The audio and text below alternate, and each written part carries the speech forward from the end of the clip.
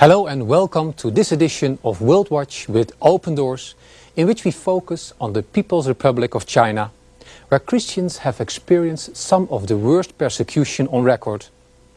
But incredibly, the rate at which the Christian church has been growing has also broken all records, especially in the last 2 decades. Yet, as Paul Esterbrook reports, the explosion of the church produces major challenges, to which those of us in the free world surely must respond. It looks like just another of the great capitalist cities of the world, doesn't it? But to think so is to be deluded.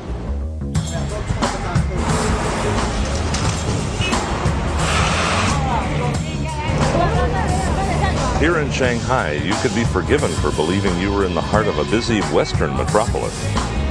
The hallmarks are everywhere, from the fast food outlets to the Western fashions displayed on the main streets of the city.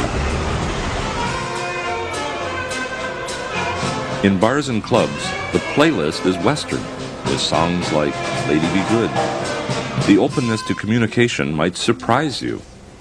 In my hotel room, CNN is readily available on Channel 1, though you will search in vain for the Gideon Bible.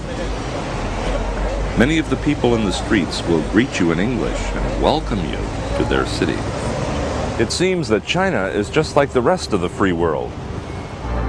In reality, China is the most powerful communist nation in the world today, and widely predicted to become the superpower of the 21st century. It's a regime that officially brands religion as superstition, and only for the weak. It could have been so very different. Along this waterfront, missionaries used to arrive with the message of Jesus Christ. From here, they traveled inland throughout the country. One of the best known among them was Hudson Taylor, who walked these very streets, dreaming of the day when the gospel would be shared with everyone throughout the country of China. The man we now know as Chairman Mao had different ideas.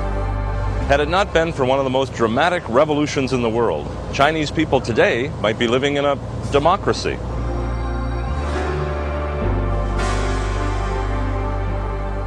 What happened in this Shanghai building in July 1921 changed the whole course of China's history.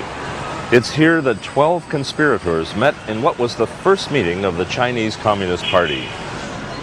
One of the 12, interesting number, isn't it? One of the 12 was a man named Mao Zedong, still revered in China today. Mao was the founding father of modern Chinese communism. His aim was total control.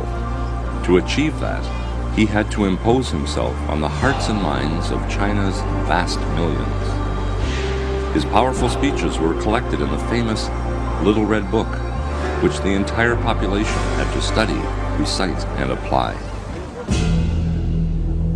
We must be ruthless to our enemies, overpower and annihilate them. Revolution is not a dinner party. Power comes from the barrel of the gun. War is the highest form of struggle or resolving contradictions. Mao's drive for total control climaxed in the Cultural Revolution that began in 1966 and lasted for 10 long years until his death. Students were incited to despise or torture their teachers. Works of art and every kind of literature were destroyed. Red Guards ransacked the homes of the educated or religious. Young people were forced to inform on their parents. Self-criticism sessions intensified. Many of them ended with suicide. Doctors and surgeons were forced to clean hospital toilets and floors. I received medical training in the PQ Uni Medical College, so they think I must be treated even more severely. I said, you have been training clean the streets for me to use. Now it's my turn to clean the streets for you to use. Part of the heritage to be swept away was, of course, the Christian church. I was one of the leaders in the Youth Red Guards. My family were Christians, and so I hated them and turned against them. I made sure they were blacklisted and their homes were raided. I personally handed over my parents' Bible and hymn books to be burned in public. In Shanghai alone, nearly 300 churches were closed in just 1 month. But Mao's strategy did not work. Today in this very city, there are estimated to be at least 20,000 unregistered house churches.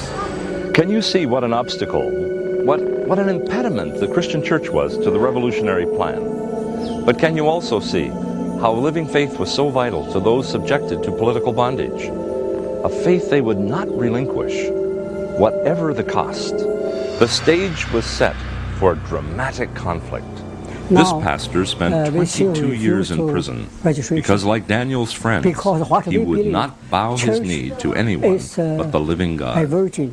Professor Chen taught music at the university. He also composed many Chinese hymns and was an accomplished pianist. Early in the Cultural Revolution, the Red Guards ransacked his home, burned his precious manuscripts and library in a huge fire. Then came the ultimatum: deny your faith in Christ or you will never play the piano again.